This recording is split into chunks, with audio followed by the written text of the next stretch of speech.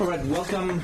Good day, good afternoon, good evening from Geneva. This is the virtual update on the situation of the coronavirus, COVID-19. My name is Christian Littmer. I'm glad to be joined by Dr. Tedros Adhanom Ghebreyesus, WHO Director General, Dr. Mike Ryan, Executive Director for the WHO's Health Emergency Program, and Dr. Maria van Kerkhove, who's the Technical Lead in the Emergencies Program for COVID-19. Let me remind everyone today especially that we will take one question per journalist, and if we're really good we will go into a second round, but we'll start with one question per person. Also, a quick reminder for next month, which starts very soon. Those in the room here and who are not accredited at the UN will need a new registration. Please do so. We'll send the audio files after the press briefing, and the transcript will be available soon tomorrow. With this, we'll open with Dr. Tedros. Thank you, Christian. And good afternoon to everyone online and in the room. First, as usual, the numbers. In the past 24 hours, China reported 329 cases, the lowest in more than a month. As of 6 a.m. Geneva time this morning, China has reported a total of 78,959 cases of COVID-19 to WHO, including 2,791 deaths. Outside China, there are now 4,351 cases in 49 countries and 67 deaths. Since yesterday, Denmark, Estonia, Lithuania, Netherlands, and Nigeria have all reported their first cases. All these cases have links to Italy. 24 cases have been exported from Italy to 14 countries, and 97 cases have been exported from Iran to 11 countries. The continued increase in the number of cases and the number of affected countries over the last few days are clearly of concern. Our epidemiologists have been monitoring these developments continuously, and we have now increased our assessment of the risk of spread and the risk of impact of COVID-19 to very high at global level.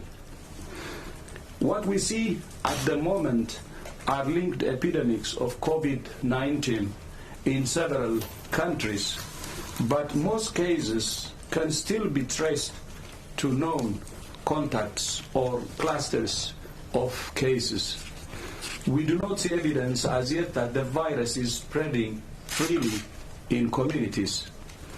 As long as that's the case, we still have a chance of containing this virus if robust action is taken to detect cases early, isolate and care for patients, and trace contacts.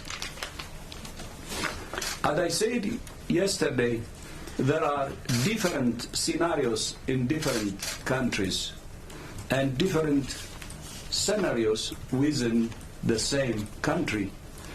The key to containing this virus is to break the chain of transmission. Yesterday, I spoke about the things countries must do to prepare for cases and prevent onward transmission. The report of the WHO-China Joint Mission has now published its report, which is available in English on the WHO website, and will also be posted in Chinese on the National Health Commission website. The report includes a wealth of information and 22 recommendations for China, for affected and unaffected countries, for the international community and the general public. It calls for all countries to educate their populations, to expand surveillance, to find, isolate and care for every case, to trace every contact, and to take an all-of-government and all-of-society approach. This is not a job for the health ministry alone. At the same time, work is also progressing on vaccines and therapeutics. More than 20 vaccines are in development globally, and several therapeutics are in clinical trials. We expect the first results in a few weeks. But we don't need to wait for vaccines and the therapeutics. There are things every individual can do to protect themselves and others today. Your risk depends on where you live, your age, and general health. WHO can provide general guidance. You should also follow your national guidance and consult local health professionals. But there are 10 basic things that you should know. First, as we keep saying, clean your hands regularly with an alcohol-based hand rub or wash them with soap and water. Touching your face after touching contaminated surfaces or sick people is one of the ways the virus can be transmitted. By cleaning your hands, you can reduce your risk. Second, clean surfaces regularly with disinfectant. For example, kitchen benches and work desks.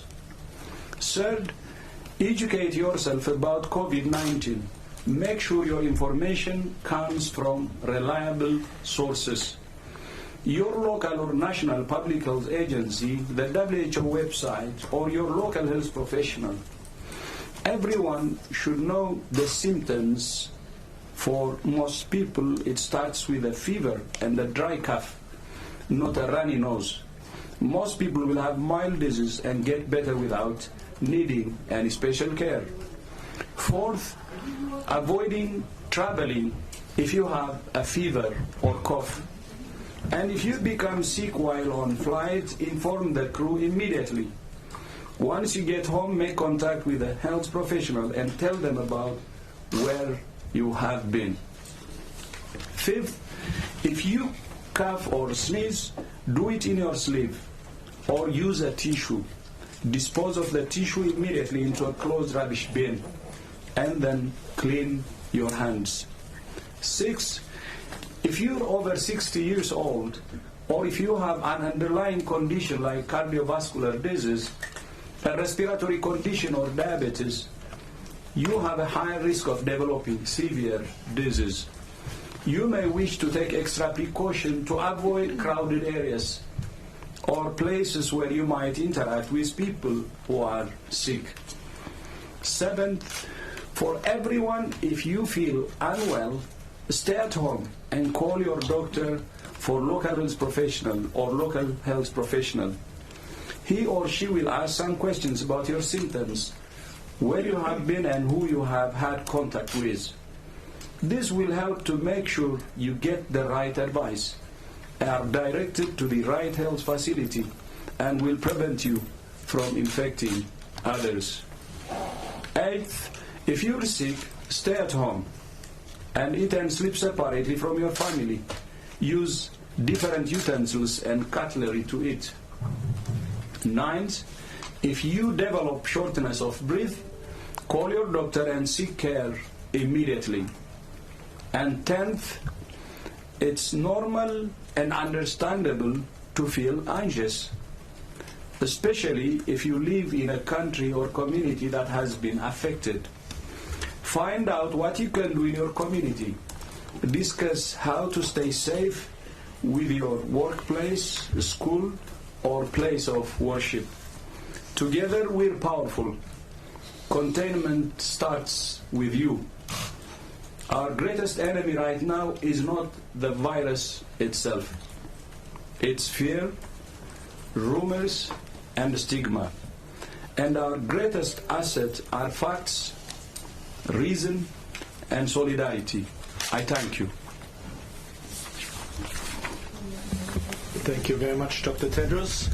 With this, again, we will start in the room with 3 questions and we'll then go online. For those online, please, either with your coming from Zoom, click raise your hand on the display, or if you're dialing in by phone, *9 to flag your interest.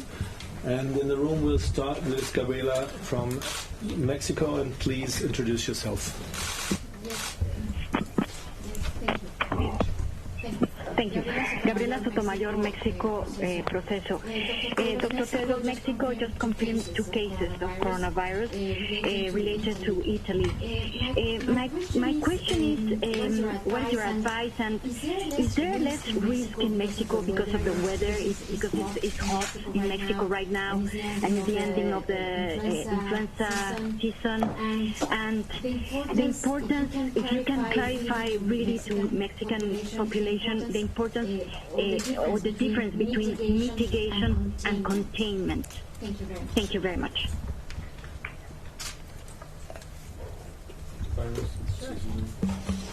So thank you for the question. So we were talking a little bit about this yesterday, about the weather and if there's differences there. I mean, we need to think of this virus that it can transmit the same as it does in China, as it does in Mexico, and be ready for that. And the recommendations that we have for all countries are the same. And those recommendations are to expect cases, to identify them very quickly, to isolate them and care for them, identify their contacts and follow those contacts over 14 days, to ensure that we take care of them and that we stop that onwards transmission. We're still only 7-8 weeks into this outbreak, into COVID-19 outbreak, and we're still learning a lot about the virus. Right now, there's no reason to think that this virus would act differently in different climate settings. We will have to see what happens as this progresses, but we need to be as vigilant as possible in all countries of the world. And on the issue of containment versus mitigation, in public health terms, containment are the activities that are aimed at interrupting transmission. In other words, identifying cases, isolating cases, following contacts. You're trying to prevent the virus transmitting from one person to the other. So the measures that are taken are trying to break the chain of transmission. You're trying to contain the virus in that sense. Mitigation is when you accept that you cannot prevent the virus spreading, but what you do is mitigate the impact the virus has by treating patients, by offering a vaccine, by doing everything possible to reduce the impact on society, on the health system. But both of these strategies are necessary in many epidemics. What we've been saying clearly is that containing the virus and interrupting transmission gives us an opportunity to stop the virus, but what it's clearly doing, as you've seen in China and Singapore, it's slowing the virus down and allowing us to get ready, to prepare. To accept that mitigation is the only option is to accept that the virus cannot be stopped. And we've seen evidence from China that this virus can be significantly curbed in its spread if robust measures are taken. Thank you very much. Thank you. And we have a call from Chinese agency, please. Shane from China Central Television. My question is about the virus origin. So right now there have been some opinions published by the scientists saying that they are not sure about the virus. Are they really from China or from some other parts? And also there have been no clear evidence that this virus is coming from China. So my question is, are there any updates about the virus origin? Because there are some cases not related to the travel history in China. And although the first cases are spotted in China, does it necessarily mean that the virus itself came from China or can be somewhere else? Thank you. So this is an area of active investigation right now, of looking at the source of this outbreak, the zoonotic source of this outbreak, that is, what is the animal source for the initial human cases. And there's a lot of activity in this area of work. As you know, some of the initial cases identified in December from this cluster of pneumonia had mentioned this exposure at the seafood market, but some of those cases, some early cases, didn't have exposure at that market. And so what's really important is to go back and look at those first cases, the first 50 cases or so, and say, what are the exposures of those individuals and how did they differ? There were some investigations that took place at the market. There was some environmental sampling that was done in the market in Wuhan and in other area markets in Wuhan, where they found evidence of virus in the market in environmental samples, so swabs of surfaces. There's a lot of area of work of looking at the virus in animals and wildlife, in the markets themselves, but also in source farms, where the animals came from into those markets. As far as we are aware from the mission itself, and from beyond that, we haven't seen any evidence of the virus in the animals in Wuhan. There's one paper that mentions the pangolin, and that there's some close association with the COVID-19 virus, and that could be the intermediary host, but that's not the full story. So there's a lot of area of work that needs to be conducted to really identify the intermediate hosts. So what are those animals that may have resulted in exposure to people who were infected there? We don't have a clear answer on that yet, but it's an area of active investigation. I think it's also important in terms of looking at the emergence of any disease. Disease can emerge anywhere. Coronaviruses are a global phenomenon. They exist on a global basis. It's an unlucky accident of history or nature that they emerge in a certain place. And it's really important that we don't have to start to ascribe blame to geographic origin, and that we look at this in terms of how we respond, how we contain, and how we stop this virus. Congo is not responsible for the emergence of Ebola, and Nigeria is not responsible for the emergence of Lassa fever, and no one is responsible for influenza pandemics. So it's really important that our narrative and our rhetoric is balanced, and that we have the discussion we need to have is, yes, we need to understand the origin of the virus so we can prevent it re-emerging, not in a way of trying to find out who's at fault and what poor animal is at fault for the virus. The animals aren't at fault for this. So I think we need to be careful in the language we use, because the language of stigma and origin and who's to blame is something that's become an unfortunate part of the global narrative, which is not helpful. Thank you, and we'll go to our colleague back there. Yeah, Philip Lowe of the Norwegian Broadcasting, NRK. Across Europe, the Middle East and North Africa, there are huge populations of refugees and migrants travelling. These are indeed travellers, and they have very little access to the same health services, possibly less access to knowledge. Is the World Health Organization reaching out through other UN agencies or other authorities to determine if there is any spread of the virus there and to help these people?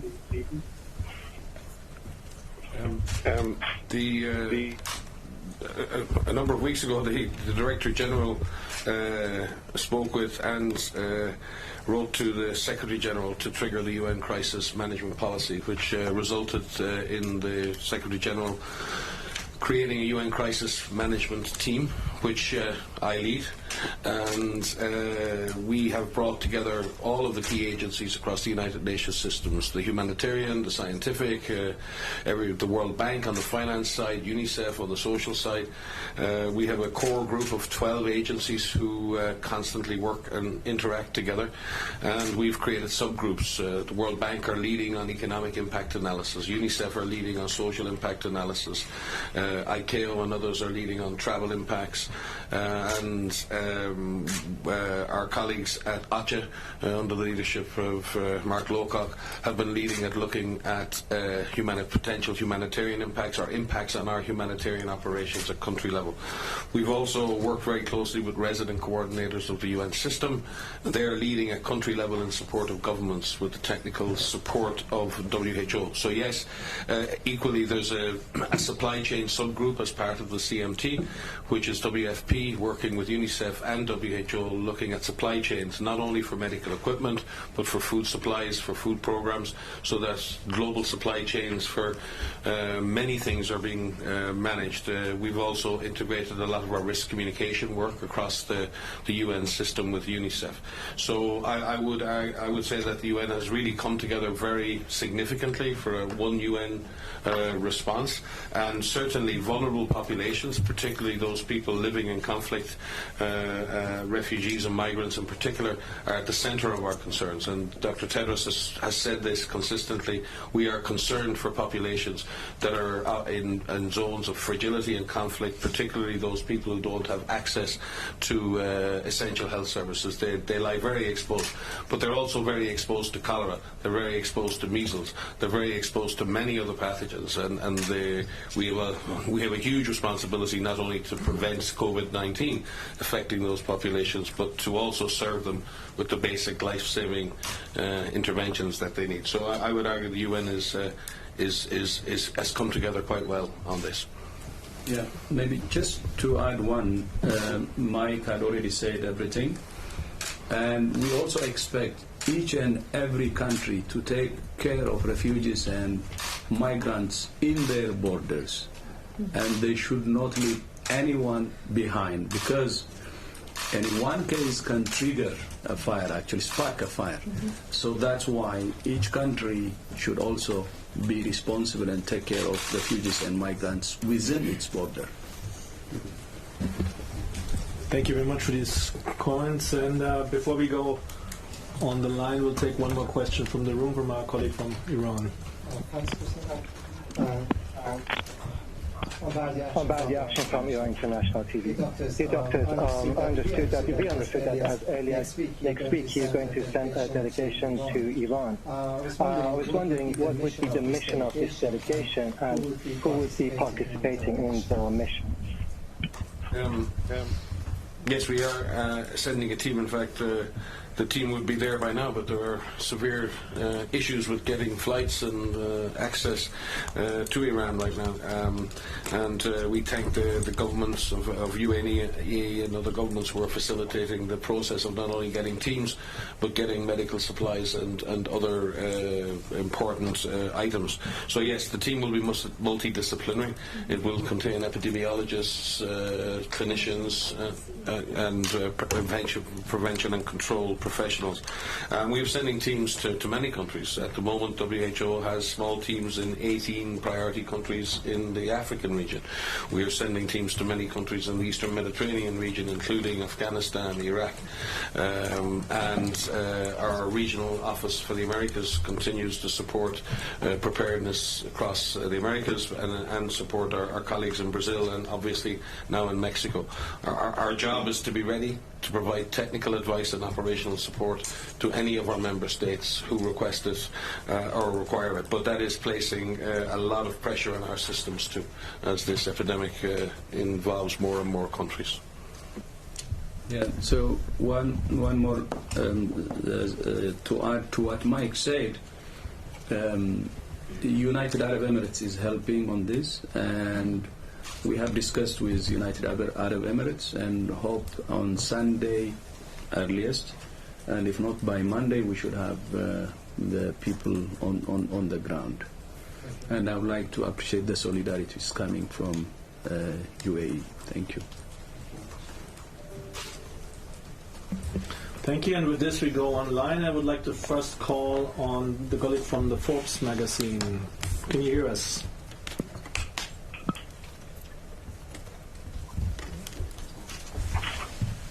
One more time, calling out. Hello? Oh, here you go. Hi, this is Lizette Whitcomb from Forbes magazine. My question is, in terms of the continued spread and growth of the virus, how much closer, or are we any closer to declaring a pandemic as opposed to epidemic?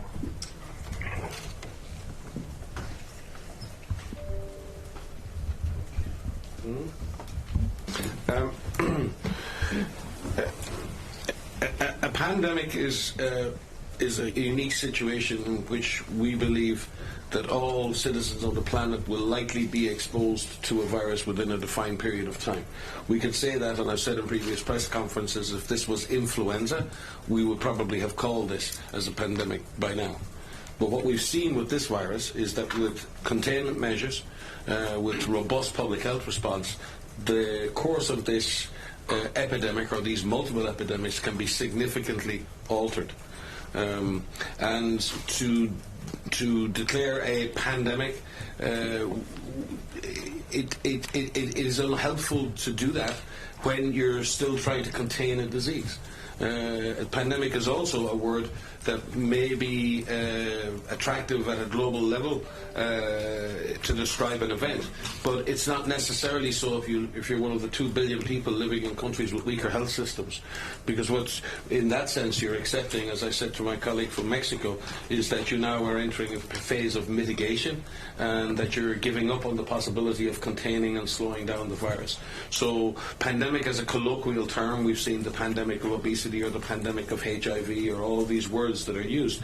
We want to move beyond colloquial terms.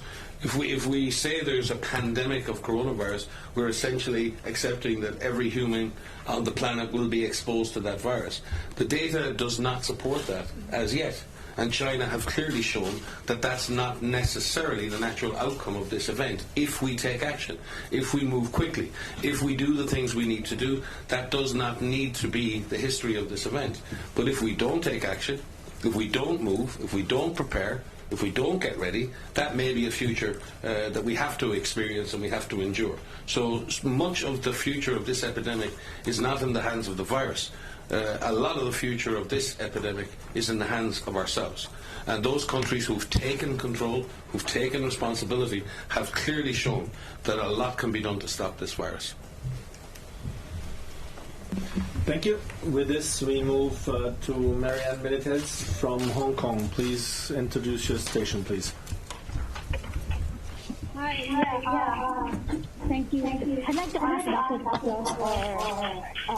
Ryan about this Hong Kong's move to quarantine dogs, pet dogs, because a dog has been found to have weak positive to coronavirus.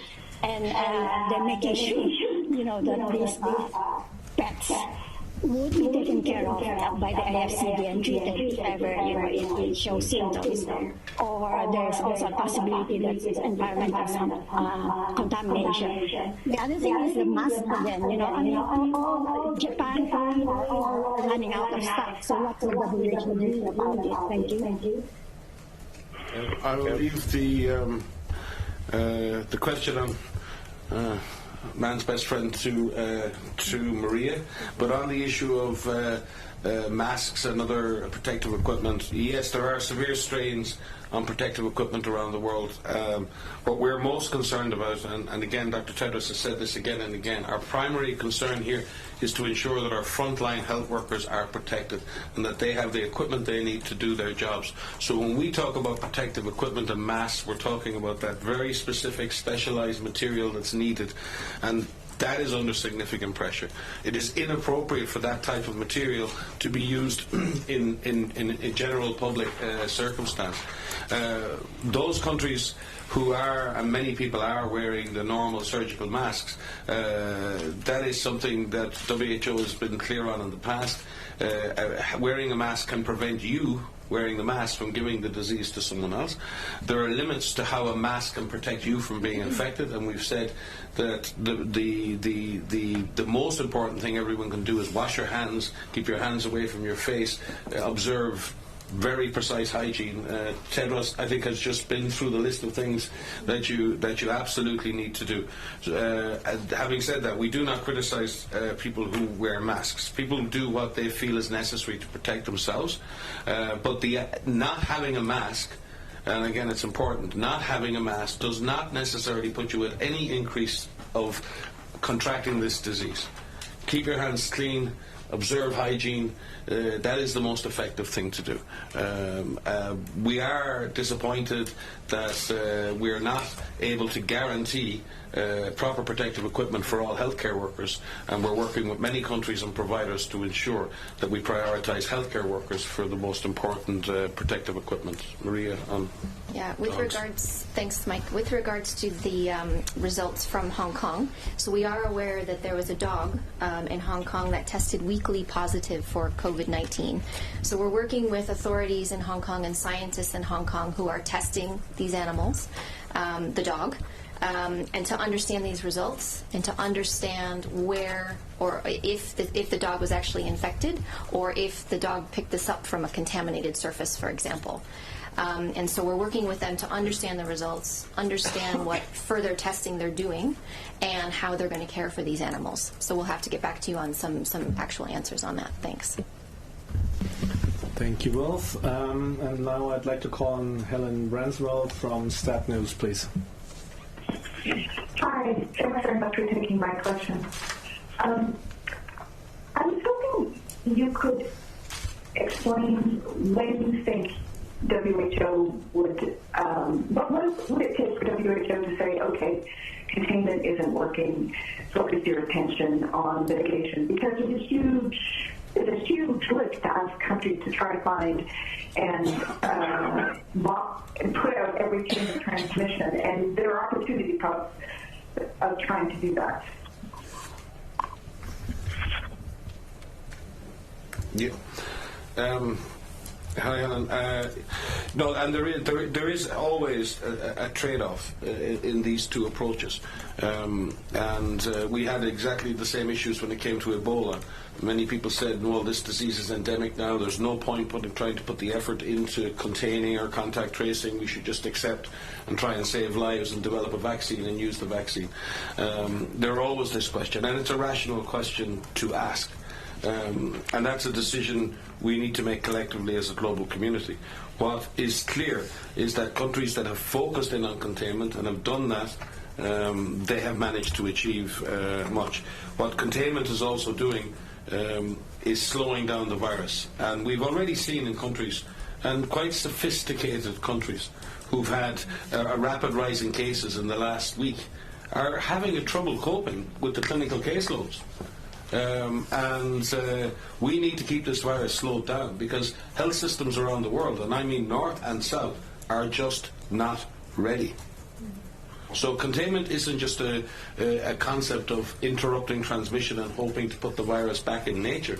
Containment is a way of slowing down this virus so health systems can cope around the world if they receive this virus. And our determination right now is that health systems around the world are not ready and need to be better prepared to absorb the impact of the virus. And that's why our risk assessment today is looking at the risk of spread has clearly increased, but the risk of impact has also increased because of what we observe in health systems around the world. As Dr. Tedros has said, it's time to prepare, it's time to get ready, it is time to act. And people need to take a reality check now and really understand that an all of government, all of society approach to this, and maybe we need to maybe stop asking ourselves the questions about, is it a pandemic, is it not, is it containment, is it mitigation? We're having very good discussions around that. What it is time to act. Just to add to that, to say that yes, it is a lot to ask, people to identify all of the cases and to contain, but we have examples in several countries where this has worked, and that excuse me, is important to remember. It's not just, we are seeing very positive results, very positive trends in China, which has been incredibly aggressive in its management of this outbreak, but we have seen successes in other countries as well. You look at Singapore.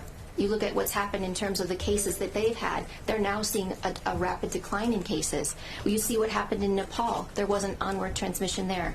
You're seeing what's happened in Vietnam, where there was some cases and there's no more further cases. These are all examples of where countries have been successful in containing this. But the point is that the earlier we act, and it's been repeatedly said, the earlier we act and how robustly we act, especially in those initial cases, will determine if you're dealing with a number of cases, one case or a small cluster, or you're dealing with hundreds or thousands. So it is about being ready. It is about a robust and aggressive response very, very quickly. Yeah, thank you. By the way, it has been said, but just would like to add one thing. There are now 46 countries who have reported cases. As I said yesterday, 8 of them have not reported for the last 2 weeks, so you can exclude those. In addition to that, out of the 46 countries, 23 countries have reported only 1 case, half of them. And then a good number of them from the 23, actually have reported less than 10 cases. How can you tell these countries that abandon containment and move into mitigation when they can mitigate it, when they can contain it? So it varies from one country to the other. We don't need one-size-fits-all solution. And when you abandon containment, move into mitigation, you're actually undermining something that you can do when containment is possible. So what we're saying is, we don't need this dichotomy of either or. We need to have all the strategies triggered. We need to start from containing, aggressive containment, while preparing for any eventualities and using those strategies to also be triggered when we want them. So we don't need to have either or. Whatever we have now, it doesn't dictate that we move into mitigation alone. It will be a mistake, a big mistake, a big mistake. Then I will give you the other angle. 46 countries, but 4,500 cases, spread over 46 countries. We're talking about the population size of the rest of the world other than China is how many? 6 billion. 4,500 cases. Why are we suggesting to surrender when we have 4,500 cases in the rest of the world? And when these are scattered over 46 countries. But please don't mistake me. I'm not saying this disease is not serious. It's serious, it's dangerous, but at the same time, there is still a window of opportunity, although it's narrowing more and more by the day, and where all the strategies we use, starting from containment, can actually work. So let's not really focus on dichotomy. Let's use a comprehensive approach. And my good friend Tony Fauci said what we are saying, the comprehensive approach. You can remind me, if anyone can remind me, it's a very blended. That's it. We should not surrender into containment. We should do a comprehensive approach. And countries have already shown that it can be contained. And I told you already, 23 cases have reported only 1 case each. How can you condemn these countries to really go into containment? That's my question. So we should not really abandon the comprehensive or the blended approach. And we should do aggressive containment in each country. And we can stop it. That's what we believe. It's in our hands, as Mike said. But this thing can go whichever direction. We're not undermining the risk. It's there. That's why today we said the global risk is very high. We increased it from high to very high. And we will continue to work 24/7. And our colleagues internally and also externally are working day and night, experts, global experts. And we will come up with any recommendations based on the situation we see as we see fit. Thank you. Thank you, Dr. Tedros. We'll have a couple of minutes left, so let me ask for one more time on the line. I have Financial Times FT, please, in a short question if possible. Thank you.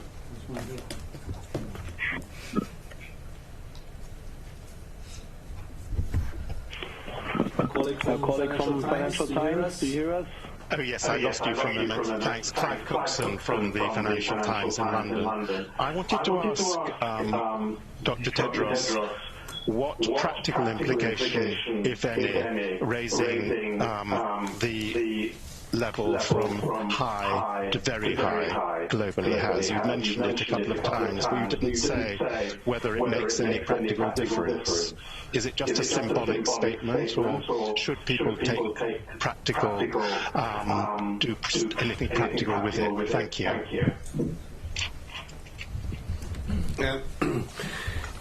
It doesn't make a legal difference to the way in which states parties have to act, or it doesn't change that. But what we hope it does, consistent with what Dr. Tedros said yesterday and over the last number of days, that the risks are rising, and as we see more and more countries becoming involved in this, and we see a number of countries struggling with containment, the DG and remember, risk assessment within our house is done independently within our house. It's done by a specialist epidemiologic team. It is not determined in that sense at a senior management level. It's an internal 3-level process in which we determine the epidemiologic risks of spread, the epidemiologic risk of impact, and then it's presented to us in the same way it's presented to you externally. And it always ensures that internally there's an epidemiologic brain that is constantly looking at risk and constantly presenting that to us in a way that we have to digest that in the same way that you have to digest that. It's one of the internal checks and balances that we've built into our system. The external process of IHR, the external process of the Emergency Committee, internal independent processes that drive independent risk assessment, and then that ensures that our system is constantly being alerted, pushed, and made aware of risks, and that we don't ourselves become complacent in that. So that is the process, and raising the risk to very high is essentially reflecting what's actually happening at a global level. More countries, some countries struggling with containment, and therefore heightening that level of alert, and as the Director General has said, closing that window of opportunity slowly by slowly, while still giving us a chance to fight this. Thank you very much. With this we go back to the room, and I have Stephanie Nilla from Reuters, please. Thank you. Yes, please. Perhaps a question for Mike regarding Nigeria. Nigeria has been one imported case in Ogun State. I wonder if you could say a little bit about what your assessment is of preparedness there and lab capacity to detect and to detect and isolate and so forth, contact tracing. I imagine you're working with its authorities. Yes. First of all, yes, there has been a confirmed case in Nigeria, and we were very lucky to have the services of Dr. Chikwe, who joined the international team from Nigeria as the director of Nigeria CDC, and is now back in Nigeria, and I'm sure hugely empowered by all of what he has seen in China and all that has been done there. And again, Dr. Tedros has spoken many times about the power of preparedness. The establishment of Nigeria CDC, the fact that Nigeria has been fighting measles, cholera, it's been fighting polio, it's been fighting Lassa fever. In fact, it is an ongoing Lassa fever outbreak, which is a hemorrhagic fever outbreak that requires case identification, contact tracing, and isolation. So Nigeria has well-tested mechanisms for dealing with these dangerous pathogens, and we have great confidence in our colleague Dr. Chikwe and his staff to be able to do that containment exercise as we explained previously. But that is built on an investment in that surveillance and preparedness in Nigeria over a number of years. The fact that the laboratory there is able to make the diagnosis, that we've expanded the laboratory network in Nigeria for dangerous pathogens because of Lassa fever and monkeypox. That laboratory network is now available to do COVID-19 diagnostics. The fact that we've invested in influenza diagnostics in Nigeria means the same labs who can do influenza diagnostics can now transfer and do COVID-19 diagnostics. There is nothing new in the world. You base everything you do on the investments you made in the past. And investing in preparedness, particularly in Nigeria, has resulted in a stronger system. That is not to say that there are not risks. Nigeria is a vast country with a huge population, and it has many vulnerable people, especially in the north, and lots of refugees and many others. So it is disappointing to see the disease arrive, but it's also heartening to see that the disease was picked up on a single importation, was confirmed quickly, and that isolation and other activities have already begun. So Nigeria is doing like any other competent nation. It is seeking to contain this virus, and we wish Dr. Chikwe and his staff the best of luck in that endeavour. So if I could just add to that to say that yes, Dr. Chikwe was with us in China, and we spent, as the international team, spent a lot of time talking about what are the lessons that we can learn from China that impact every country on the planet, including countries across Africa, including Nigeria. And there are incredible lessons that can be learned from China as it is dealing with COVID-19 in high income areas, low income areas, high incidence areas, low incidence areas, areas with migrant populations, and a lot of what we learned there is applicable to Nigeria. So having him as part of that team, having him bring back that experience, I think is a great benefit to Nigeria, along with all of his colleagues there and across Africa. And as we've said previously, the fundamentals of response, the fundamentals of case identification, laboratory diagnosis, those apply everywhere on the planet. And so it was really wonderful to have Chikwe with us in China and bringing back those experiences firsthand to deal with this. Thank you very much. I hope we'll have time for two more from the room. Agence France Presse, please. Nina Larson, AFP. I want to go back to the declaration that the level is very high now in the world. I was wondering, would you consider that now the highest possible level of alert, since you don't officially use the word pandemic? And also on the cases that we're hearing about where people have been declared recovered and then it appears that they have the virus again. Is there an indication that it doesn't actually give them immunity to catching this virus again? Thank you. Yeah, I can confirm to you, yes, we are on the highest level of alert, or the highest level of risk assessment in terms of spread and in terms of impact. But that is not in order to alarm or scare people. That is to get countries to understand that your first imported case, it is in your control to contain the virus. To wait, to be complacent, to get caught unawares at this point. And it's really not much of an excuse at this point to get caught unawares. I think we've been dealing with this virus for 2 months now. And I think this is a reality check for every government on the planet. Wake up, get ready. This virus may be on its way, and you need to be ready. You have a duty to your citizens, you have a duty to the world to be ready. And I think that's what this alert says. It says we can avoid the worst of this, but our level of concern is at its highest. To answer your questions around the second question that you had, so we are aware of some case reports of individuals patients who have recovered, who have tested negative using PCR testing, but have then go on to test positive for PCR testing, and this requires some further study.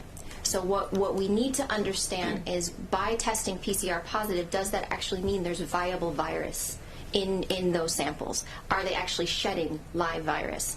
And that requires some study. So one of the things that we are looking forward to hearing more about in countries that are looking specifically at this are prospective studies following people prospectively after they recover for a number of days, if not weeks, to see what that profile actually looks like. And now we're seeing a large number of people who have recovered, which is very positive. There's more than 36,000 people who have recovered in China alone. I don't know the number offhand outside of China, but this is also very positive. But we need to follow these individuals to see how well they do. With regards to immunity, this is also actively under investigation. There are some serologic assays that are being developed. These are newly approved in China and elsewhere. And what scientists are doing right now is that they're looking at the antibody response in people who have had COVID-19 to see if they have neutralizing antibodies. The data is too preliminary. Right now, we only have a few patients where this is being followed. So as we have more and more recoveries, as we have these studies, these actual scientific studies being conducted, we will have more evidence to be able to give you an answer on that. Thank you very much. And for our last question, we'll go to a colleague who we've never had online so far, asking a question. So that's CBC Canada, please, for the last question for the day. Hi, it's Vic Adobe here. Can you hear me? Yes, please. Yes, please. Okay. Yesterday the FDA put out a notice saying that the situation in China is now affecting APIs, the active pharmaceutical ingredients in drugs. What expectation does the WHO have in drug supply disruption because of the situation in China? Our Access to Medicines Essential Health Technology Group, and under the leadership of Mariangela Simão, have been monitoring the impact on supply chains, particularly for APIs, active pharmaceutical ingredients, and we have similar concerns. We do believe, though, with the decreasing incidence in China, that many of the companies and who do produce these APIs are beginning to come back online. So while there is a big slump in supply, we believe that is being switched on again. We continue to monitor that, but we do share your concerns, especially for generic essential medicines around the world, and many people in the world rely on those types of medicines for chronic diseases. But we are monitoring it, and we will continue to do so, and we hope that those industries who, in China in particular, who produce these intermediate products are coming back online, and that we can end this slump in supply as quickly as possible. All right, with this, I thank you all very much. Thanks all for being there, for being on, and apologize for those questions we couldn't get to. We'll send the sound files and the statement by Dr. Tedros very soon afterwards. Thank you all and goodbye. Thank you. Thank you, so see you on Monday. Have a nice weekend. Thank you. No briefings over the weekend? You will ask it not to have. You say no need on weekend. Not you, some of your colleagues. We'll do a private one. So we will do it. Yes, thank you. Was this in-house vote by WHO staff? No. Well, we'll be working the weekend. Colleagues Want to come and see? Unless you We're are not getting the weekend off. You are. All right. I don't know which colleagues these are. Leave your time to write your Ebola stories.